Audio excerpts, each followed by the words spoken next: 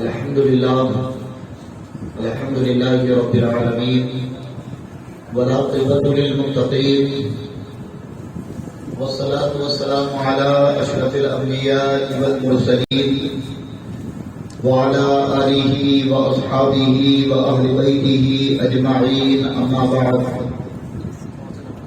قال الله تعالى في القرآن المجيد والفرقان الحميد بسم الله الرحمن الرحيم يا أيها الذين آمنوا كتب عليكم الصيام كما كتب على الذين من قبلكم لعلكم تتقون آمنت بالله صدق الله العظيم وصدق رسوله النبي الأمين المتين الكريم ونحن على ذلك لمن الشاهدين والشاكرين والحمد لله رب العالمين إن الله وملائكته يصلون على النبي يا أيها الذين آمنوا صلوا عليه وسلموا تسليما اللهم صل على سيدنا مولانا محمد معدن الجود والكرم وآله وبارك وسلم صلاة وسلاما عليك يا رسول الله صلی اللہ تعالی علیہ وسلم. نبی اور آل نبی پر ایک مرتبہ اور درود پاک پڑھ لے. اللہم صلی علی سیدنا مولانا محمد حضرت امام بن اللہ صلاۃ و سلام علیک یا رسول اللہ صلی اللہ تعالی علیہ وسلم. مختصر حمد و صلات کے بعد قرآن مقدس کی بڑی مشہور آیت پاک تلاوت کرنے کا شرف حاصل کیا. آئیے متذکرہ آیت مقدسہ کے تحت کچھ گفتگو کرنے سے قبل ہم اور آپ مل کر اللہ رب العزت کی بارگاہ میں دعا کریں کہ اللہ اپنے حبیب کے صدقے طفیل میں یہ حق کہنے کی توفیق عطا فرمائے اور ہم شرکائے بزم کو حق سن کر حق کو قبول کر کر اس پر عمل کرنے کی توفیق عطا فرمائے. ماشاءاللہ آج یہ بزم آمد ماہ رمضان المبارک کی مناسبت سے منعقد کی گئی اور آج کی اس بزم کا عنوان ہی رمضان المبارک کے فضائل، روزوں کی اہمیت اور رمضان پاک ہم کیسے گزاریں جب یہ ہم پر سایہ پھیلا ہے. اسی مناسبت سے آج ہم نے اس بزم کا انعقاد کیا ہے.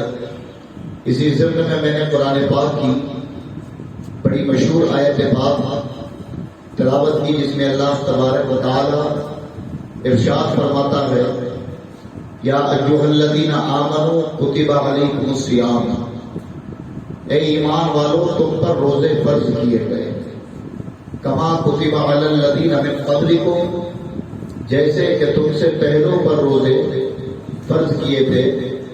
لعلکم تتقون تاکہ تمہارے اندر تقوی پیدا ہو. اللہ تبارک و تعالیٰ نے روزہ فرض کرنے کی وجہ قرآن پاک میں بیان فرما دی کہ تم پر روزے ایمان والوں فرض اس لیے کیے گئے کہ تمہارے اندر تقوی پیدا ہو، اللہ کا ڈر پیدا ہو. لیکن اگر مصطفیٰ جان رحمت صلی اللہ تعالی علیہ وسلم کی احادیث مبارکہ کے تحت ہم روزے اور رمضان کے فضائل کو دیکھیں تو بے شمار فضائل، اس کی فضیلتیں قرآن و احادیث کے اندر وارد ہیں کہ روزہ ایک ایسی عبادت ہے کہ جس پر اگر ہم غور و فکر کریں تو کئی سارے سوال ذہن میں اٹھتے ہیں. لیکن وہی سوال جب ذہن میں اٹھتے ہیں تو اللہ تبارک و تعالیٰ کی اصل محبت کا ہمیں پتہ چلتا ہے.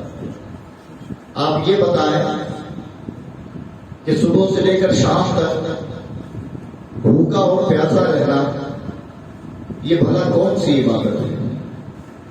اسے عبادت کیوں کہا گیا؟ اس کی وجہ کیا ہے؟ بھلا اللہ تبارک و تعالیٰ اپنے بندوں کو صبح سے لے کر شام تک جو بھوکا اور پیاسا رہنے کا حکم دے رہا ہے اس کی وجہ کیا ہے؟ تو حضرات آج تک ہم نے صرف سنا کہ روزہ ہے تو اس پر عمل کیا، لیکن اگر اس روزے کی حقیقت کو ہم جان جائیں کہ جو ماہ رمضان المبارک کا مہینہ رب نے ہم پر سایہ بھگت کیا، یہ ماہ مبارک ہمیں عطا کیا، اس ماہ مبارک کو نجات کا مہینہ لکھا، اور پھر اس میں بڑی متبرک عبادت جسے روزہ کہا گیا، جسے ہم اللہ کے حکم کے مطابق رکھتے ضرور ہیں، لیکن اگر اس کی اصل ہمیں معلوم ہو جائے کہ ان روزے جیسی عبادت میں بھی اللہ کی محبت کا اظہار ہے، تو پھر روزے جیسی عبادت کو بجا لانے کا مزہ 2 گنا زیادہ ہو جاتا ہے۔ ایک بڑی آسان سی مثال کہ یہ بات بڑے اچھے سے ذہن میں آپ کے بیٹھ جائے، آپ نے سنا ہوگا کہ اللہ تبارک و تعالی اپنے ہر بندے سے 70 ماہوں سے زیادہ محبت فرماتا ہے۔ کتنی محبت؟ 70 ماہوں سے زیادہ رب کائنات اپنے بندوں سے محبت فرماتا ہے، اور یہ بھی طے نہیں کیا گیا کہ 70 ماہوں سے زیادہ لفظ کہنے سے مراد نہ جانے کتنی محبت کرتا ہے۔ ایک ماں کی محبت کا حال یہ ہے کہ انسان پوری زندگی اگر ماں کی ممتا اور اس کی محبت کا اندازہ لگانے میں گزار دے تو وہ ماں کی محبت کو نہیں سمجھ سکتا، اس کی ممتا کو نہیں پا سکتا، اسی لیے کہ بغیر کسی غرض اور بغیر کسی لالچ کے اس کی محبت اور اس کی ممتا ہوا کرتی ہے۔ ایک ماں کی محبت کا یہ حال ہے، تو پھر وہ رب جو 70 ماہوں سے زیادہ محبت فرماتا ہے اس کی محبت کا حال کیا ہوگا؟ لیکن ایک بات ذہن میں آتی ہے کہ ایک ماں کیا اپنے بچے کو کبھی صبح سے لے کر شام تک بھوکا اور پیاسا برداشت کر سکتی ہے؟ ایک ماں کبھی بھی اپنے بچے کو صبح سے شام تک بھوکا اور پیاسا نہیں برداشت کرتی۔ تو گھر میں کوئی ہمارے کھانے اور پینے کا خیال رکھے یا نہ رکھے، لیکن جب تک ہمارا پیٹ نہ بھر جائے ماں کو سکون نہیں ملتا، جب تک ہماری پیاس نہ بجھ جائے ماں کو سکون نہیں ملتا۔ تو سوال یہ پیدا ہوتا ہے کہ وہ رب جو 70 ماہوں سے زیادہ محبت فرماتا ہے، پھر اس نے ایک ایسی عبادت ہم پر کیوں فرض کر دی کہ جس میں صبح سے لے کر شام تک ہمیں بھوکا اور پیاسا رہنا ہے؟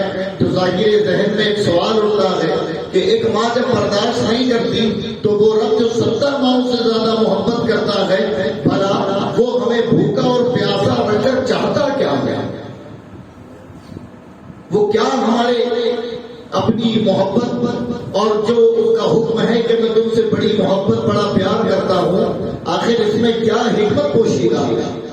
تو حضرات جب اس کی طرف ذہن لگائیں، کیونکہ اللہ تبارک و تعالیٰ نے بار بار قرآن پاک میں کہا فلا تدبرون افلا تعقلون، کہ تم غور و فکر کرو، تم تدبر کرو تو تمہیں معلوم ہوگا۔ اللہ تبارک و تعالیٰ 70 ماہوں سے زیادہ محبت فرمانے کے باوجود بھی اس نے ہمیں روزے جیسی عبادت اور ایک عمل ہم پر فرض قرار دیا، اور پھر رکھنے والے کو جو جزا دی ہے تو وہ جزا کا ثواب کہیں مقید یا متعین نہیں بیان فرمایا، بلکہ فرمایا جو روزہ رکھتا ہے اس کی جزا میں خود ہوں۔ یعنی روزے دار کو رب کیا عطا کرتا ہے یہ اللہ جانے، رب جانے، نہ اس کی تعداد متعین کی گئی، نہ اس کے ثواب کے بارے میں بتایا گیا۔ لیکن دوسری طرف جو روزہ نہیں رکھتا ہے، جو بھوکا اور پیاسا نہیں رہتا ہے، اس پر عتاب ہے، اس کے لیے سزا ہے، وہ مستحق عذاب جہنم ہے۔ تو اب ان دونوں چیزوں کو دیکھیں اور خدا کی محبت کو دیکھیں تو دل میں سوال پیدا ہوتا ہے کہ اے رب کائنات، بھوکا پیاسا رکھنے سے تیرا مقصد کیا ہے؟ تو حضرات جب ہم نے غور کیا کہ حقیقت میں رب کا مقصد ہے کیا، رب ہم سے چاہتا کیا ہے، تو حضرات اس سے کئی ساری چیزیں نکل کر سامنے آئی۔ ایک تو آج دنیا یہ ماننے پر آمادہ ہے کہ جو روزہ رکھے وہ کئی ساری بیماریوں سے محفوظ ہوتا ہے۔ اس دور میں لوگوں نے روزے پر ریسرچ کر کر ثابت کیا کہ جو کینسر کا مریض ہو اگر اسے 25-30 دن میں بھوکا اور پیاسا رکھا جائے تو جو کیڑانو کینسر کے ہوتے ہیں ان کا خاتمہ ہو جاتا ہے۔ بتاؤ رب کی اس سے بڑی محبت اور کیا ہوگی کہ میرا رب جانتا ہے کہ میں نے مرض بھی پیدا کیے ہیں، جب میرے بندوں میں کسی کو یہ مرض ہو جائے اور اگر میں ایسی چیز کو فرض کر دوں کہ جو لا علاج بیماری ہے تو ظاہر ہے کہ اس کے علاج کا جو طریقہ ہے اسے لازم ہی قرار نہ ہوگا، کبھی جا کر بندہ پابندی سے کرے گا، رب نے کیا کیا کہ روزے کو فرض قرار دیا کہ اے میرے بندو اگر کبھی تمہیں یہ مرض ہو بھی تو روزوں کی برکت سے تمہاری حفاظت ہو جائے. ایک وجہ یہ روزہ فرض کرنے کی. دوسری وجہ احساس انسانیت پیدا کرنا تھا. ایک دوسرے کا احساس, ایک دوسرے کی محبت ہمارے دلوں میں پیدا ہو. اور وہ کیسے ہوتی ہے؟ آپ بتائیں کہ آپ کبھی بھوکے نہ رہے یا کسی شخص نے کبھی پیاس کی شدت اپنائی نہ ہو, برداشت ہی نہ کیے ہو, اور پھر اس کے سامنے اگر کوئی جا کر اپنی بھوک اور پیاس کا مطالبہ کرے, اس سے کہے کہ بھائی مجھے کھانے کو دو, مجھے پانی پلا دو, تو بتاؤ جو شخص کبھی بھوکا نہ رہا ہو, جو شخص خود کبھی پیاسا نہ رہا ہو, وہ کسی کی بھوک اور پیاس کا احساس کر سکتا ہے؟ کبھی نہیں. رب نے روزہ صرف اس لیے فرض کیا ہے کہ اے مالدار تو بھی بھوکا اور پیاسا رہے, اے غریب تو بھی بھوکا اور پیاسا رہے, تاکہ جب تم بھوکے اور پیاسے رہو تو بھوک کی شدت کیا ہوتی ہے اس کا احساس تمہیں ہو جائے, پیاس کی شدت کیا ہوتی ہے اس کا احساس تمہیں ہو جائے. اور جب یہ احساس تمہیں ہو جائیں گے تو اپنے دروازے پر آنے والے سائل کو کبھی دھتکارو گے نہیں, اور اگر نہیں دھتکارو گے تو تمہارا ایمان کامل رہے گا, تمہارا ایمان رب کی بارگاہ میں قبول رہے گا. جو کہ حضرت قرآن اللہ نے فرمایا ہے فذلک الذی یدعو الیتیم ولا یحض علی طعام المسکین, کہ وہ لوگ ایسے ہیں جو دین کو جھٹلاتے ہیں, کہ غریبوں کو دھکا دیتے ہیں اور بھوکوں کو کھانا نہیں کھلاتے. تو یہ وہی لوگ ہیں جنہیں نہ بھوک کا احساس ہے نہ پیاس کا احساس ہے.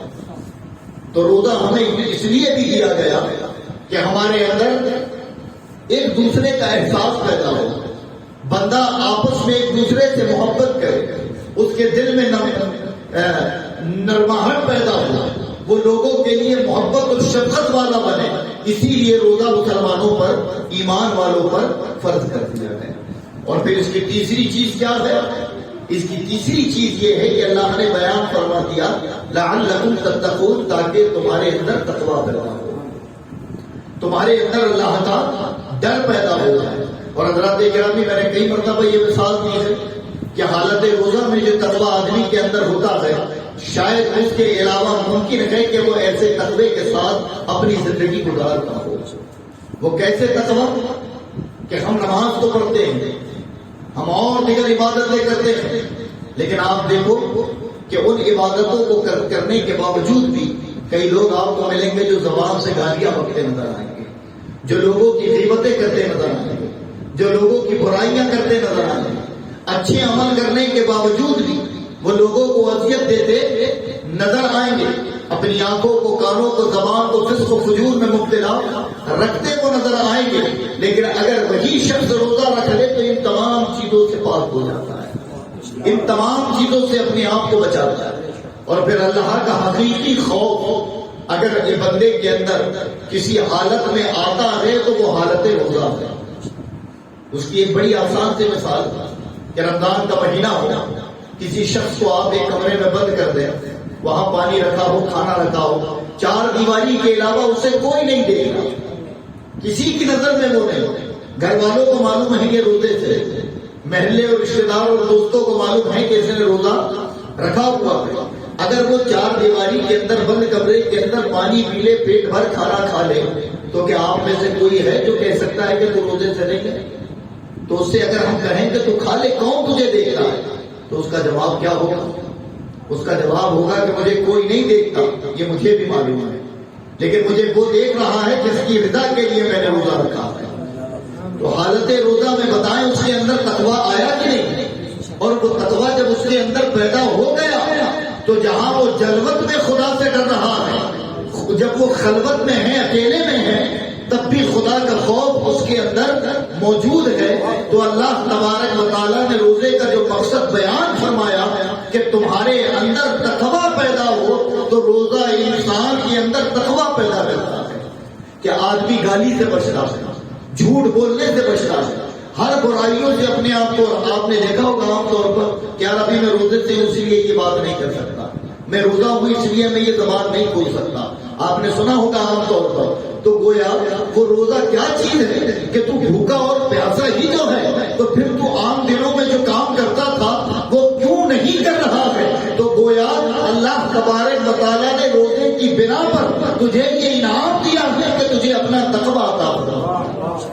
اپنا ڈر تیرے اندر ڈال دیا گیا. اور پھر حضرات دیکھیں کہ یہ کتنی خوبصورت عبادت ہے کہ اللہ فرماتا ہے کامیاب وہی جو تقوی والا ہو، کامیاب وہی جو لوگوں پر شفقت کرنے والا ہو، کامیاب وہی جو اپنے جسم و جسمانیت کی حفاظت کرنے والا ہو.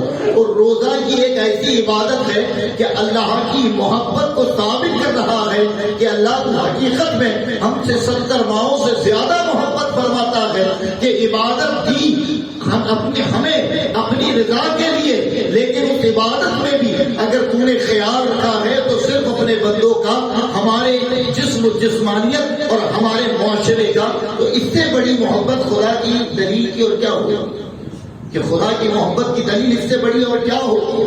تو اسی لیے اللہ تبارک و تعالیٰ نے ہم پہ اور آپ پر اور جملہ ایمان والوں پر روزہ فرض کیا. اچھا دیکھو یہ دو عبادتیں ہیں، ایک نماز اور ایک روزہ. یہ دونوں غریب امیر سب پر فرض ہے. اس کے لیے کوئی فرق نہیں ہے کہ جو صاحب نصاب نہ ہو وہ روزہ نہ رکھے، یا جو صاحب نصاب نہ ہو وہ نماز نہ پڑھے. صاحب نصاب پر بھی روزہ فرض اور مفلس اور غریب پر بھی روزہ فرض. اور دو عبادتیں ایسی ہیں جنہیں ہم زکوٰۃ اور حج کہتے ہیں، یہ مخصوص لوگوں پر ہے. یعنی جو صاحب نصاب ہیں، جن کے پاس مال ہے، یہ عبادتیں انہی پر فرض ہیں. آخر ایسا ہے کیوں؟ اس کی وجہ کیا ہے؟ تو اس کی وجہ یہ ہے کہ یہ دو عبادتیں جو حکم خدا بجا لانے کے لیے ہے، اور یہ دو عبادتیں احساس، تقویٰ اور لوگوں کی قربت کا باعث بنتا ہے. تو جس میں لوگوں کی قربت، لوگوں کا احساس پوشیدہ تھا، اس کو امیر غریب سب پر لازم قرار دیا. اور وہ دو عبادتیں جن میں مال کا خرچ تھا، جو مخصوص لوگ ہی کر سکتے تھے، تو انہیں مخصوص لوگوں پر ہی لازم قرار دیا. اگر اس نظام کو ہم دیکھیں تو اسلام کا یہ بنیادی نظام ہی کتنا خوبصورت ہے. تو حضرات روزہ ہم پر فرض ہے، یہ ہمارے فائدے کے لیے. یہ مہینہ جو ہم پر سایہ دیگر ہو رہا ہے، اس مہینے کے تعلق سے اللہ کے نبی فرماتے ہیں کہ ماہ رمضان المبارک وہ مہینہ ہے کہ جنت کے تمام دروازے کھول دیے جاتے ہیں. ماہ رمضان المبارک میں صبح اور شام میں لاتعداد گناہگاروں کو رب کائنات بخشتا ہے. ماہ رمضان المبارک میں رب کائنات ہر رات اپنی بارگاہ میں بندوں کو طلب کرتا اور کہتا ہے فرشتوں کے ذریعے کہ جاؤ دنیا میں پھیل جاؤ اور میرا بندہ رمضان کی راتوں میں جو مجھ سے مانگے اسے عطا کرو. فرمایا جب روزہ دار مغرب کے وقت افطاری کے دسترخوان پر بیٹھا ہوتا ہے اور وہ اپنے رب سے جو چاہے مانگے رب اسے عطا فرماتا ہے. یہ اتنی نعمتیں ماہ رمضان میں اللہ نے ہمیں دی. اور قرآن میں کیا فرمایا؟ یا ایھا الانسان ما غرک بربک الکریم، کہ دیکھ تیرا رب انسان کتنا کریم ہے کہ تو کسی اور کے دربار میں نہ جا، اپنے رب کی بارگاہ میں پلٹ آ، وہ تو اس سے جو مانگے وہ تجھے عطا فرمائے. اتنی متبرک عبادت جو ہمارے فائدے کے لیے، جس میں ہمارے جسم کا خیال رکھا گیا، جس میں ہماری صحت کا خیال رکھا گیا، جس میں ہمارے عملوں کی درستگی ہے. لیکن حضرات اس کے باوجود بھی عام دنوں کی طرح یہ مہینہ ہم گزار دیتے ہیں. روزہ چھوڑنے کے کئی سارے عذر آج مسلمانوں کے سامنے موجود ہیں. کوئی کہتا ہے کہ مجھے دکان میں رہنا ہوتا ہے اس لیے روزہ مجھ سے برداشت نہیں ہوتا. کوئی کہتا ہے مجھے کاروبار میں جانا ہوتا ہے، لوگوں سے میل جول رکھنا ہوتا ہے، اس لیے مجھ سے روزہ برداشت نہیں ہوتا. کوئی کہتا ہے کہ میں فلاں کام میں الجھا ہوتا ہوں. کوئی کہتا ہے کہ دکانداری میں ہمیں جھوٹ بولنا پڑتا ہے اسی لیے میں روزہ نہیں رکھ پاتا ہوں. کوئی آدمی کہتا میری فیلڈ ہی ایسی ہے کہ بغیر جھوٹ بولے میرا کام چل ہی نہیں سکتا، اس لیے بھی میں روزہ نہیں رکھتا. تو حضرات گرامی یہ بتاؤ کہ اس سے بچنے کے لیے ہم نے کتنے سارے ذرائع تلاش کر لیے، کتنے سارے. کیا اگر تم ایسے ہی جھوٹ بولو تو حرام نہیں ہے؟ ایسے ہی جھوٹ بولو تو حرام نہیں ہے؟ ایسے ہی اگر گالی بکو تو حرام نہیں ہے؟ ایسے ہی لوگوں کی غیبتیں کرو تو حرام نہیں ہے؟ تو پھر حالت روزہ میں تم روزہ رکھو تو یہ دعویٰ ہے لعلکم تتقون کے تحت تم جھوٹ بولنا چاہو گے بھی تو نہیں بول پاؤ گے، تم گالیاں دینا چاہو گے تو بھی نہیں دے پاؤ گے. اور پھر حضرات یہ عذر وہی آدمی تلاش کرتا ہے جس کا ایمان بڑا کمزور ہو چکا ہو. جب آپ نے جانا ہے کہ اللہ رازق ہے اور اللہ کے نبی تو ارشاد فرماتے ہیں کہ رمضان میں اللہ تبارک و تعالیٰ بندوں کا رزق بڑھا دیتا ہے، اور اس کی سب سے بڑی علامت یہ ہے کہ تم سال بھر جو نہیں کھاتے ہو، ماہ رمضان المبارک میں ہر وہ نعمت تمہارے دفتر خانوں پر موجود ہے۔ اس سے بڑی اور کیا دلیل ہوگی کہ اللہ رزق کو کتنا بڑھا دیتا ہے؟ تو اس کے باوجود بھی اگر ہم چھوٹی چھوٹی عذر، چھوٹی چھوٹی پریشانیوں کے تحت ان روزوں کو چھوڑ دیں، جبکہ یہ ایک ایسی عبادت ہے کہ اس کی قضا لازم ہے، اور اگر کوئی جان بوجھ کر آپ دیکھیں کہ اسی عبادت میں ایک ایسا مسئلہ ہے، یعنی عورتوں کے تعلق سے، کہ عورت اگر حائضہ رہے جو ناپاک ہوتی ہے تو اس پر نماز معاف ہے، اس پر نماز کیا ہے؟ معاف ہے، اور اس کی قضا بھی نہیں ہے۔ لیکن اگر رمضان میں عورت حائضہ یعنی ناپاک ہوئی تو جتنے دن ناپاکی کے ہیں وہ روزے تو اس پر معاف ہیں، لیکن بعد رمضان اس کی قضا اسے کرنی ہوگی۔ یہ اتنا ضروری ہے تاکہ میرے بندے جو عذر، جو قدرتی طور پر امراض ہیں، اس پر بھی اللہ نے رخصت نہیں دی ہے، اس پر بھی یہ نہیں کہا ہے کہ ہاں وہ جو ایام نماز پر تمہارے لیے تھے وہی روزوں پر ہے۔ اسی طریقے سے مسافروں کے لیے دیگر عبادتوں میں رعایت ہے، لیکن روزے میں مسافر کے لیے رعایت تو ہے کہ تو نے سفر میں روزہ نہیں رکھ پایا، لیکن بعد میں تجھے اس کی قضا کرنی ہے۔ یہ چھوڑنے والے کا حال ہے، لیکن جو روزہ رکھ کر توڑ دے اس کے لیے بڑی سزا ہے۔ اس کا کفارہ یہی ہے کہ وہ تو 60 روزے، ایک روزے کا کفارہ 60 روزے مسلسل رکھے، جو جان بوجھ کر توڑا جاتا ہے۔ آدمی کو معلوم ہے کہ میں روزے سے ہوں، پھر بھی وہ کام اس نے کر لیا کہ جس سے روزہ ٹوٹ جاتا ہے، کہ بیوی سے قریب ہو جانا، جان بوجھ کر کھانا اور پانی اپنے منہ میں ڈال لینا، ان چیزوں سے روزہ کیا ہوتا ہے؟ ٹوٹ جاتا ہے۔ یہ 2 یا 3 چیزیں ہی ہیں جن سے روزہ ٹوٹ گیا۔ اب جب روزہ جان بوجھ کر توڑا تو 60 روزے، اور اگر بھولے سے ہے تو پھر ایک ہی روزہ رکھنا ہے اسے، اس کی قضا ایک ہی ہے۔ تو حضرات اس کے جو ہم نے عذر بیان کیے، یہ جو روزہ ہم چھوڑ دیتے ہیں اور پھر ہم بڑی بڑی محبتوں کے دعوے کرتے ہیں، تو آپ بتاؤ کہ کس حد تک ہماری محبت کے دعوے کی درست ہے؟ اصل معنوں میں اگر رمضان کی حقیقت کو سمجھنا ہے تو امام حسین اور اہل بیت جو میدان کربلا میں انہوں نے اپنے ایام گزارے ہیں، اس سے بہترین تعبیر رمضان المبارک کی اور کچھ نہیں ہو سکتی۔ آپ خود بتاؤ، آپ ایمان والے ہو، اہل بیت کے اختیار کو آپ جانتے ہو، آپ بتاؤ کہ دنیا میں کسی میں طاقت تھی کہ امام حسین کو بھوکا رکھ سکتا تھا؟ دنیا میں کسی کے اندر طاقت تھی کہ اہل بیت کو پیاسا رکھ سکتے تھے؟ تو پھر بھوک اور پیاس یزیدیوں کی طرف سے تھی کہ انہوں نے خود اپنایا ہے۔ تو ہر اہل ایمان کا یہ ایمان ہے، عقیدہ ہے کہ اہل بیت نے بھوک و پیاس خود اپنائی تھی، نہ کہ یزید کی اوقات تھی کہ انہیں بھوکا اور پیاسا رکھ سکتا، کہ جن کی حکومت پانی پر چلے، جن کے صدقے رب ساری کائنات کو کھلائے، بھلا وہ بھوکے اور پیاسے رکھنے کے بعد تسلیم نہیں ہوتی؟ ہاں یہ خود اگر چاہ لے تو پھر انہیں کوئی نہیں کھلا سکتا، یہ خود اگر چاہ لے تو پھر انہیں کوئی نہیں پلا سکتا۔ تو حضرات وجہ صرف یہ تھی کہ جہاں شریعت کی پابندی بتانی تھی، جہاں مصطفیٰ سے وفاداری بتانی تھی، وہاں یہ بھی بتانا تھا کہ نماز کیا ہوتی ہے۔ امام پاک نے کربلا میں ہمیں یہ بھی بتایا، اور بھوکے پیاسے رہ کر روزہ ہوتا کیا ہے یہ بھی امام پاک نے ہمیں بتایا، کہ جب آنے والے وقت میں دور بڑھے اور لوگ اس متبرک عبادت سے اپنا منہ پھیرے تو میری زندگی کی طرف انہیں رجوع کرا دو، دکھاؤ کہ جن سے تم محبت کرتے ہو وہ ایک دن نہیں بلکہ 3 دن بھوکے اور پیاسے رہے ہیں، تو جب ان کے تم غلام ہو تو انہی کی محبت میں روزہ رکھو، کہ جب میرے آبا و جد کریم میں جن کو اپنا امام مانتا ہوں وہ مختار ہونے کے بعد 3 دن بھوکے اور پیاسے رہے، پھر تو میں غلام ہوں، میرا کیا حال ہونا چاہیے؟ تو حضرات یہ مرضوں سے شفا دلا دیتی ہے۔ جو آدمی زندگی بھر روزوں سے قطراتا رہا، آج اسے ہی بلڈ پریشر ہے، اسے ہی شوگر کی بیماریوں میں گھیری ہوئی، طرح طرح کے امراض اسی کے اندر پائے گئے۔ لیکن جو پابندے اگر سیام ہیں، جس نے زندگی میں روزے رکھے، نفل روزے رکھنے کا حکم ہے، فرض روزوں کی پابندی کی تو آپ دیکھیں کہ وہ بے شمار بیماریوں سے محفوظ ہوتا ہے، بے شمار بیماریاں دور اللہ فرما دیتا ہے۔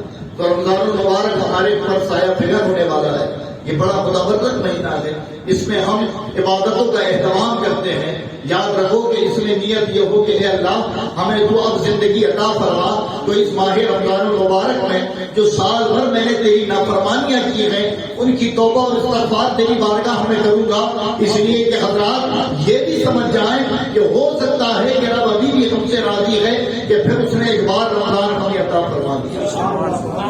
ہاں، یہ ایک بار کہ ہمیں سے رب راضی ہے کہ اس نے پھر ایک مرتبہ ہمیں رمضان دیا، ورنہ جو وبا جو ماحول ہم نے دیکھا گیا ہماری آنکھوں کے سامنے سے گیا۔ پچھلے سال کئی ایسے تھے جو ہمارے ساتھ صفوں میں لگ کر تراویح پڑھ رہے تھے، کئی ایسے تھے جو ہمارے ساتھ دسترخوان میں بیٹھ کر افطاری کیا کرتے تھے، کئی ایسے تھے جو ہمارے ساتھ رمضان کی رات دن اور صبح میں ملاقات کیا کرتے تھے۔ لیکن آج جب ہم دیکھیں گے تو کئی ان میں ایسے نہیں ہوں گے جو تراویحوں کی صفیہ مسجدوں میں نظر آئیں گے، آپ کو افطار کے دسترخوان پر نظر آئیں گے۔ جب آپ بیٹھو گے تو تذکرے ضرور کرو گے کہ آپ پچھلے سال میرے ساتھ افطار کرتے تھے، پچھلے سال میرے ہی بازو میں نمازیں پڑھتے تھے، لیکن دیکھو اس سال کو رمضان میں میرے ساتھ نہیں ہے، تو ہمیں اس پر غم نہیں بلکہ غنیمت منانی چاہیے کہ رب تم نے پھر ہمیں ایک سال ایک بار موقع عطا فرما دیا ہے کہ یہ مہینہ تو ہم کو عطا کر رہا ہے۔ اگر یہ مہینہ ہم پر سایہ فکر ہو تو ہر اس مہینے کو یہ سوچیں کہ شاید اب آنے والا مہینہ مجھے آنے والے سال میسر نہ ہو، تو جتنے گناہ غلطیاں میں نے کی ہیں اسی ماہ مبارک تیری بارگاہ میں استغفار کر کر معاف کروا دے، اس کی نعمتیں تو مجھے عطا فرما دے۔ رات اگر اس مہینے کے لیے اہتمام یہ کیا جائے کہ جیسے روزمرہ کی زندگی ہے اس میں بدلاؤ پیدا کر دیا جائے۔ لوگ روزہ رکھتے ہیں لیکن افسوس کی بات یہ ہے کہ روزہ کو مضبوط نہیں بناتے، کمزور کرتے ہیں جو روزے دار ہیں، اور جو لوگ روزہ نہیں رکھتے تو خدا اللہ نے جو وقت دیا ہے، مہلت دی ہے، یاد رکھو کہ اگر روزہ موت کا سبب بن جاتا تو اللہ کبھی تم پر فرض نہ کرتا۔ روزہ اگر بیماری یا کمزوری میں مبتلا کر دینے کا سبب بنتا تو اللہ تم پر کبھی روزہ فرض نہیں کرتا، بلکہ ہمارے اکابرین کا حال تو یہ ہوا ہے کہ روزے کی حالت میں روح قبض ہو گئی، لوگوں نے کہا کہ پانی کے قطرات زبان میں ڈال لیں، اس کے باوجود بھی وہ اسے چھونے کو تیار نہیں، اور دل میں عقیدہ یہ کہ اللہ کی جانب سے ہے تو ہوگا، ورنہ اس حال میں کہ رب مجھے صحت عطا فرما۔ جبکہ عزم و اشراء جائز ہے، پھر ہمیں کن چیزوں نے روکا ہے، ہمیں کن چیزوں کا ڈر ہے؟ ایک ہی چیز ہوگی، یا تو موت آئے گی یا زندہ رہے گی، اور اگر حالت روزہ میں موت آ گئی تو بتاؤ پھر اس سے بڑی سعادت کی بات کیا ہے؟ اس سے بڑا انعام کیا ہوگا؟ تو برائے کرم جو لوگ نہیں رکھتے تھے عزیزت، اللہ کے واسطے رمضان المبارک کے روزے فرض ہیں، اسے ضائع نہ جانے دیں، روزہ رکھیں، لیکن ہاں روزے دار کے بھی کچھ احکام ہوتے ہیں۔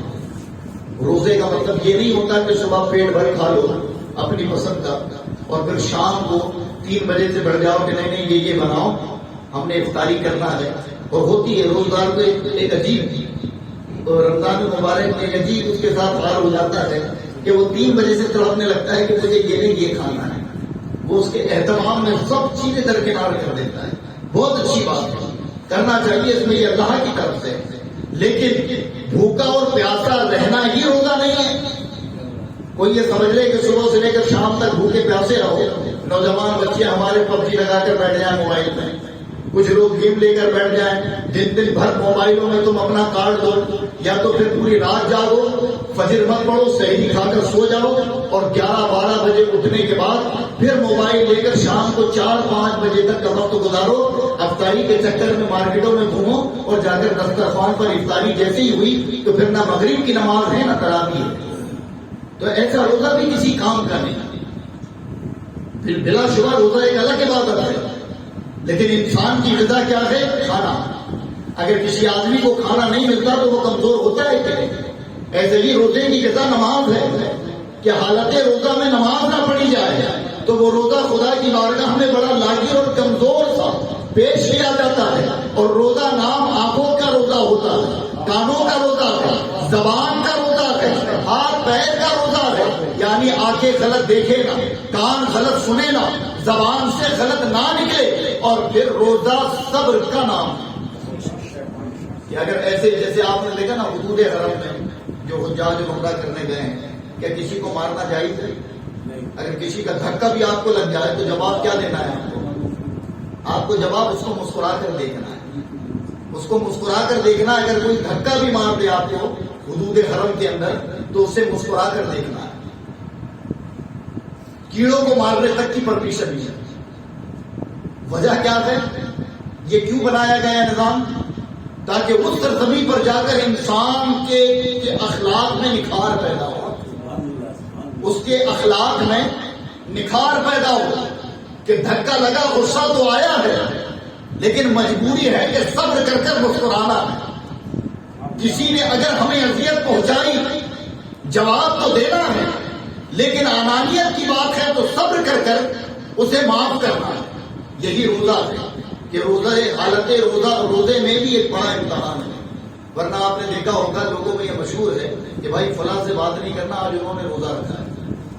یہ ہوتا ہے نا، لوگ گھروں میں بڑی باتیں ہوتی ہیں، یار فلاں صاحب سے بات نہیں کرنا، آج وہ روزے سے ہیں. ورنہ کیا کہ وہ روزے سے ہیں مطلب ساتویں آسمان پر دماغ ہوتا ہے، کسی کی بات نہیں سنتے، ذرا سی بات میں ناراض ہو جاتے ہیں. ہوتا ہے آپ سب سے زیادہ پتہ کر مسجدوں میں رمضان نہیں ہوتے ہیں، سب سے زیادہ اگر لڑائی جھگڑے کہیں ہوتے ہیں یا چکلے سے نمازیوں کی ہو جاتی ہیں وہ رمضان میں ہی ہوتی ہے. اس کی وجہ کیا ہوتی ہے کہ روزے سے ہوتے ہیں، اثر وسر کے ٹائم کسی نے کچھ چھیڑ دیا تو آپس میں الجھ گئے، اور اس وقت آدمی سوچنے کا مطلب بھول چکا ہوتا ہے، یعنی عقل جو ہے نا وہ کام نہیں کرتی، اور اس وقت صبر کا مادہ یا صبر بجا لانا یہی روزے کی کامیابی ہے. تو برائے کرم روزہ رکھ کر کسی پہ احسان بھی نہیں کرنا ہے کہ ہم نے روزہ رکھے ہیں تو ہم سے دور بیٹھو. ورنہ روزے کا تعلق تو یہ ہوتا ہے کہ روزے کی حالت میں آدمی اور زیادہ اخلاق مند ہو جائے، اور کوشش تو یہ ہونی چاہیے حالت روزہ میں کہ لوگوں سے کم ملا جائے. لوگوں سے کم ملو گے کم بات ہوگی، جب کم باتیں ہوں گی تو زبان سے کم گناہ ہوں گے. ورنہ ہمارا طریقہ یہ ہے کہ جب ہم لوگوں کے ساتھ بیٹھ جائیں، بات کسی دینی مسئلے پر شروع کی، وہ پہنچ گئی کسی کی غیبت پر، وہ پہنچ گئی کسی کی چغلی اور برائی پر، تو خاموش بھی نہیں رہنا ہے. حالت روزہ میں مطلب اور کام کی بات کرو، اور اپنے دل و دماغ اور اپنی زبان کو اللہ کی عبادت میں مصروف رکھو. یہ روزے کی کامیابی ہے. تو حضرات روزہ اس طریقے سے رکھیں تو روزہ ہے، اللہ نے مہلت دی ہے، ہمیں اس کی قدر کرنا ہے. یہ ماہ مبارک ہم پر سایہ فکر ہونے والا ہے. بتائیں ہمارے ٹانگوں کے اندر اتنی طاقت نہیں کہ ہم 20 رکعت تراویح میں کھڑے ہو سکیں. ورنہ اگر کسی دنیا دار لیڈر کی ہمیں مجلس میں کھڑا ہونا ہو تو ہمیں دھوپ بھی نہیں دکھتی، برسات اور ٹھنڈ بھی نہیں لگتی. 2-2 گھنٹے ہم کھڑے ہیں، چاہے کمر ٹوٹ جائے، پیر سوج جائیں، لیکن کھڑے ہو کر سنیں گے. اور امام کے پیچھے 20 رکعت تراویح جو کہ وہ تمہیں اللہ کا کلام سناتا ہے تو تم کہتے ہو میرے گھٹنوں میں درد ہوتا ہے، میری کمر میں درد ہوتا ہے، مجھ سے برداشت نہیں ہوتا. تو جو 4 دن تم نے جوش بتایا اس کے بعد مسجد خالی ہونا شروع ہو جاتی ہے. یہ رویہ بھی ہمیں اپنے اندر بدلنا ہے، یہ طریقہ بھی ہمیں اپنا بدلنا ہے. پھر حضرات رمضان میں عمومی طور پر لوگ عام طور پر رمضان کے مہینے میں صدقات، خیرات، زکوٰۃ، ان چیزوں کو بڑی کثرت کے ساتھ نکالتے ہیں، لوگوں کے پاس جمع کرتے ہیں. لیکن اس میں مسلمانوں کے اندر لاپرواہی اتنی ہے، میں بالخصوص زکوٰۃ کی بات کرتا ہوں، اتنی زیادہ لاپرواہی ہے اس عبادت کو لے کر کہ تم جسے نہیں جانتے، جس سے تمہارا کوئی تعلق نہیں، وہ تمہارے دروازے پر آیا، تم نے اٹھایا، اس کو زکوٰۃ دی. یہ کہاں کا انصاف ہے؟ آپ لوگوں نے اور ہم نے ابھی تک مسلم معاشرے میں زکوٰۃ کو محض بھیک سمجھ رکھا ہے کہ یہ زکوٰۃ جو ہے یہ بھیک ہوتی ہے، یہ اٹھا کر دے دو. تو حضرات یہ تو فرض ہے، عبادت ہے، اور عبادت ہے تو ظاہر ہے کہ بڑی ذمہ داری والی بات ہے. جیسے نماز میں آستین مڑی ہوئی، نماز مطلوب ہوتی ہے کہ نہیں ہوتی ہے؟ مطلوب کسی کی آستین مڑی ہوئی دیکھو، اس کو تلقین کرتے ہو آپ جا کر کہ بھائی صاحب یہ جو نماز میں آپ نے آستین موڑی ہے نہ موڑو. کسی کو گھٹنے سے اوپر وضو خانے میں اگر دیکھو کپڑا اٹھایا ہے تو منع کرتے ہو آپ کہ یہ سطر کھل گئی ہے، یہ حرام. کسی کو حالت نماز میں آپ خلاف نماز کوئی کام کرتے دیکھو تلقین کرتے ہو. کیوں؟ کیونکہ کہتے ہو نماز لاپرواہی سے نہیں پڑھنی ہے، بڑی ذمہ داری سے نماز ادا کرنی ہے، ان میں یہ چیز نماز کے اندر مشروع ہے، تو یہی چیز تو زکوٰۃ پر لازم ہونی چاہیے کہ ہم جب زکوٰۃ کسی کو دیں، اگر ہم صاحب حساب ہیں تو پہلے غور کریں، تحقیق کریں کہ میں جسے دے رہا ہوں وہ مستحق ہے یا نہیں، میری زکوٰۃ جہاں جاتی ہے اس کا استعمال ہوتا ہے یا نہیں۔ حضرات یہ جو اسلام میں زکوٰۃ کا نظام ہے، اگر حقیقت میں مسلمان اسے سمجھ جاتا تو مسلم معاشرے میں غریبی کا شکار کوئی نہ ہوتا، بے روزگاری اور مفلسی کا شکار کوئی نہ ہوتا۔ لیکن ہم نے شان بتانی ہوتی ہے، 5,000 زکوٰۃ میں نے نکالی، 50 ساڑی لے آئی، 100 کے نوٹ ساڑیوں کے ساتھ رکھ رکھ کر ایک ایک غریب کو دیے جا رہے ہیں دروازے پر، اور کہہ رہے ہیں میں تو زکوٰۃ دیتا ہوں۔ کیسے کپڑے بانٹ دیے، 100 روپے کر کر 5,000 کو تم نے 50 لوگوں میں بانٹا۔ تم بتاؤ اللہ کے بندو، تم نے فائدہ کیا کس کا فائدہ کیا زکوٰۃ ادا کر کر؟ تو پھر ایک شخص کو جب میں نے ایک جگہ بیان کیا تھا، کہا پھر جو اور لوگ آتے ہیں، تو میں نے کہا اللہ نے تجھے پوری دنیا کا ٹھیکیدار نہیں بنایا ہے کہ ہر غریب کی امداد تجھے ہی کرنی ہے۔ صدقہ ہے، خیرات ہے، وہ دونوں، لیکن زکوٰۃ جیسی امپورٹنٹ عبادت، زکوٰۃ جیسے متبرک رکن کو اگر ضائع کر دینا تو ہماری یہی لاپرواہی کی وجہ سے آج غیر مسلم لبادہ بدل کر، شرابی، بدکار، جوئے میں زندگی گزارنے والے لبادہ بدل کر، ٹوپی کرتا پیجامہ پہن کر، نقابوں میں تمہارے دروازوں پر آ کر تم سے طلب کر رہے ہیں، تم بغیر مانے سمجھے انہیں اٹھا کر وہ رقم دے تو دیتے ہو، آگاہی بھی دلائی جا رہی ہے، لیکن پھر دل میں یہ خیال ہے کہ میں نے تو دے دیا، ثواب دینا اللہ کا کام ہے۔ تو حضرات یہ تو پھر ایسی بات ہوئی کہ تم گھر میں لیٹ کر نماز پڑھ لو اور پھر کہو کہ ثواب دینا تو اللہ کا کام ہے، یہ غلط بات ہے۔ اللہ کے حکم کے مطابق کام کرو نا، اور پھر اس سے ثواب کے طلبگار کیا۔ تو زکوٰۃ ایک ایسا سسٹم ہے اسلام کا کہ اگر اس کے لیے قانون بن جائے، آج بھی مسلمانوں کی غربت دور ہو سکتی ہے، آج بھی مسلمانوں کو ہم غلط کمائی سے باز کروا سکتے ہیں۔ آج حقیقت بات ہے، اگر جس انجمن کے ماتحت کوئی ایک تنظیم ہو، ایک ادارہ ہو، بڑی اچھی بات ذہن میں آ گئی ہے، یہ انجمن والے مجبور ہوتے ہیں بیچارے، ان کو کہہ تو دیا جاتا ہے کہ شراب بن رہی ہے تمہاری انجمن میں، تمہارے کارکال میں، بند کیوں نہیں کرواتے ہو؟ فسق و فجور میں لوگ ڈوبے ہوئے ہیں، تمہارے کارکال میں تم جا کر بند کیوں نہیں کرواتے ہو؟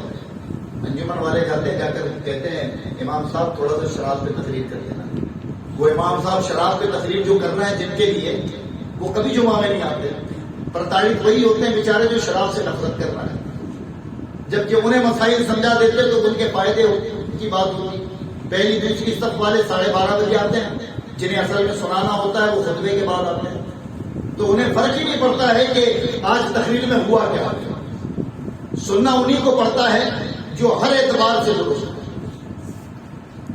تو اب یہ ایک تہمت لگائی جاتی ہے، تو ظاہر ہے کہ حضرات آپ اگر کسی کے پاس جاؤ کہ بھائی یہ کام غلط ہے، اسے بند کر دو، کیا اللہ تبارک و تعالیٰ نے کا ایمان، اللہ کی ذات پر تمہارا ایمان نہیں ہے، تو وہ کہے گا ٹھیک ہے صدر صاحب میں بند تو کر دیتا ہوں، مجھ سے کہے گا ٹھیک ہے حضرت میں بند تو کر دیتا ہوں اس کام کو، لیکن میرے کاروبار کا ذرائع تو بتاؤ کہ جائز طور پر میں کام کروں کیسے۔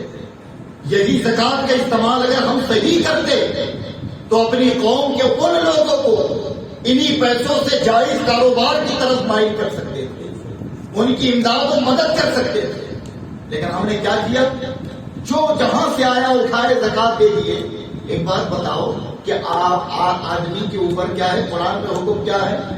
حکم قرآن اگر آپ پڑھو تو اللہ نے قرآن میں فرمایا لیس البر ان تولوا قبلۃ لیس البر ان تولوا وجوہکم قبل المشرق والمغرب، کہ اصل عبادت یہ نہیں کہ تم مغرب و مشرق کی جانب منہ کر لو، اصل عبادت کیا ہے کہ تم اپنے والدین سے محبت کرو، پھر والدین کے بعد وَبِذِي الْقُرْبَى وَالْيَتَامَى وَالْمَسَاكِينِ کہ پہلے غریبوں کا حکم دیا گیا، پھر یتامہ اور مساکین کا حکم دیا گیا، اور جب ان سے فارغ ہو جاؤ تب کہیں اور تلاش کرو۔ تو پہلے گھر میں دیکھنا، پھر محلے میں دیکھنا، پھر شہر میں دیکھنا، اور جب کوئی ہمارے محلے شہر یا پڑوس میں نہ ملے تب ہمیں باہر نکلنا ہے.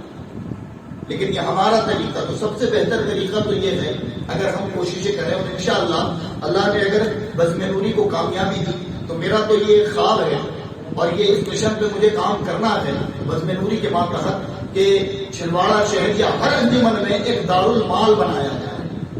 ایک دارالمال سمجھتا ہے؟ یعنی پورے شہر کی زکات ایک جگہ اکٹھا ہو، ایک جگہ پر اکٹھا ہو، اور پھر اس کے جو کارکنند ہوں وہ ان کو تقسیم کریں کہ اتنا پیسہ ایجوکیشن میں لگایا جائے گا، اتنا پیسہ غریبوں کی امداد کے لیے کیا جائے گا، اتنا پیسہ مدارسوں کو دیا جائے گا. تو حضرات حقیقت معنوں میں ہر آدمی ذمہ داری کے ساتھ اپنی زکات ادا کرے گا، اور یہی اسلام کا نظام ہمیشہ سے رہا ہے. حضرت عمر ابن عبدالعزیز کے دور میں اتنی زکات مسلمان نکالا کرتے تھے کہ حضرت عمر کا دور خلافت تھا. حضرت عمر ابن عبدالعزیز کو حضرت عمر نے خط لکھا کہ یہاں اتنی زکات اکٹھا ہو گئی، لینے والا کوئی نہیں، میں تمہارے پاس بھیجتا ہوں. تو عمر ابن عبدالعزیز کہتے ہیں کہ حضور میرے پاس بھی نہ بھیج رہا، یہاں بھی اتنی زکات اکٹھا ہو گئی ہے، لینے والے نہیں ہیں. تو کہا کیا جائے؟ تو پھر ایک مسئلہ نکالا انہوں نے کہ کافروں کو قرض حسنہ دے دیا جائے.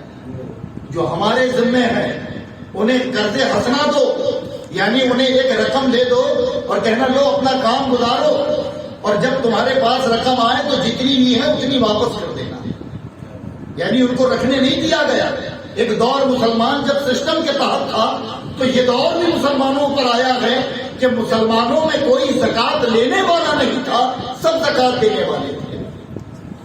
اور جب ایسا بن جائے نظام، اس نظام پر اگر تنظیمی کمیٹیاں انجمنیں اگر کام کرنا شروع کر دیں، لیکن انصاف عدل اور شریعت کے دائرے میں، ورنہ پتہ چلتا زکات کے پیسوں سے تم مینارے بنوا رہے ہو، زکات کے پیسوں سے تم جلسے اور جلوس کروا رہے ہو، زکات کے پیسوں سے تم جو ہے مسجدوں کی دیواریں اٹھوا رہے ہو، اور بغیر تحقیق کیے. حکم یہ ہے کہ دارالمال اسی صورت میں ہو ہمارے یہاں کہ جب اس کا ہر ایک مسئلہ قرآن و سنت کی روشنی میں طے کیا جائے. جب تک اس کام کے متعلق فتویٰ نہ آئے اس کام کو منظر عام پر نہ لایا جائے. یہ طریقہ اپنائیں. آپ کے یہاں لوگ ہیں، انجمن ہیں، اگر وہ اس طریقے کا کوئی پلان آپ کے سامنے پیش کرتی ہیں، رکھتی ہیں، تو باقاعدہ ان کا ساتھ دیں. آپ جن ضرورت مند اداروں کو دیتے ہیں بالکل ان اداروں کو دو، بالکل ان مدرسوں کو دو. اسی لیے کہ اگر اس دور پرفتن میں آپ کے علاقوں سے یہ ادارے اور مدارس ختم ہو گئے تو نماز جنازہ پڑھانے والا تمہیں کوئی نہ ملے گا. یہ مدرسے ہی مسلمانوں کی اصل ہے. ہاں یہ بات الگ ہے کہ مسلمانوں نے آج مدرسوں کو درکنار کر دیا، مدرسوں کی طرف سے اپنی اہمیت کو ختم کر دیا. یہ آج آپ کو جو میں سمجھا رہا ہوں اور میری آپ سن رہے ہو تو یہ سنانے والا بھی کسی مدرسے کے لیے نہیں. اور بھی جو ہے نا تمہاری مسجدوں میں جو امام جن کی قیادتوں میں تم نماز پڑھتے ہو وہ بھی مدرسوں کی دین ہے. تو معاشرے کو سنبھالے ہوئے اگر آج بھی کوئی ہے تو وہ مدرسے ہیں، وہ جامعات ہیں. ود پلاننگ اس ملک سے انہیں ختم کرنے کی سازشیں ہیں، کوششیں کی جا رہی ہیں، اس تعلیم سے لوگوں کو دور کیا جا رہا ہے. اور اب بھی اگر آپ اسلامی تاریخیں پڑھیں کہ جب بھی ہمارے اکابرین کسی ملک کسی جگہ کو فتح کرتے تھے تو سب سے پہلے دو چیزیں بنواتے تھے، پہلے مسجد پھر مدرسہ. اور مدرسہ بنوانے سے مراد کیا ہوتی تھی کہ مدرسہ رہے گا تو قوم کے بچے تعلیم یافتہ ہوں گے، دین سے قریب ہوں گے. جب علماء نکلیں گے تو یہی علماء ہمارے ایمان و عقیدے کی حفاظت کریں گے. اور ہر دور میں اگر مسلمانوں کے ایمان و عقیدے کی حفاظت کسی نے کیا ہے تو وہ عالم دین ہے، حقیقت میں وہ عالم دین ہے. آپ بدر سے لے کر کربلا تک آ جاؤ، اور کربلا کے بعد بھی جو سلطان صلاح الدین ایوبی، محمد بن قاسم، یہ ان کی تاریخیں پڑھو. یہ بھی اپنے وقت کے عالم تھے، علم دین حاصل انہوں نے کیا ہوا. تو جب تک بات دور ایسوں کے ہاتھ میں ہوتی ہے قوم فلاح پر ہوتی ہے، قوم کامیاب ہوتی ہے. تو خدا را جو ادارے ہیں، جو جامعات ہیں، جو مدرسے ہیں، اگر کوئی حقیقت معنوں میں اصل مدرسے سے تعلق رکھنے والا اگر آپ کے پاس آئے، آپ بالکل دو، آپ ان کی اطاعت اور مدد کرو. لیکن اس میں بھی میرا یہ ماننا ہے، اس میں بھی میرا آپ سے یہ مطالبہ ہے کہ آپ کے قریب جو ہیں آپ پہلے ان کی مدد کریں تاکہ جن سے آپ پہلے فائدہ اٹھاتے ہو. مسجدوں میں امام نہیں ملتا تو کن سے رابطہ کرتے ہو؟ قریب میں کوئی پروگرام کرانا ہوتا ہے تو کن سے رابطہ کرتے ہو؟ آپ بنگال، بہار، اڑیسہ، پنجاب جاتے ہو؟ کہاں جاتے ہو؟ اپنے قریب میں جو سب سے زیادہ ادارہ. تو پھر حقدار تمہارا کون ہوتا ہے سب سے زیادہ؟ جو تمہارے قریب میں ہو. اور حضرات اس وقت اسلامی ایجوکیشن مسلمانوں کے لیے بہت زیادہ ضروری ہے، ورنہ حقیقت مانوں میں کہ بے عقل لوگوں کو بھی عقل آ چکی ہے اور وہ اس طریقے سے لوگوں کے ذہن کو واش کرنے میں لگے ہوئے ہیں کہ اگر ہم نے اپنی چیزوں کی حفاظت نہیں کی، اپنے اصول اور اپنے نظام اسلامی نظام کے تحت نہیں کیے، تو پھر وہ دور بھی دور نہیں ہے جو علامہ اقبال نے کہا تھا کہ تمہاری داستانیں بھی نہ ہوں گی، داستانوں میں ماہر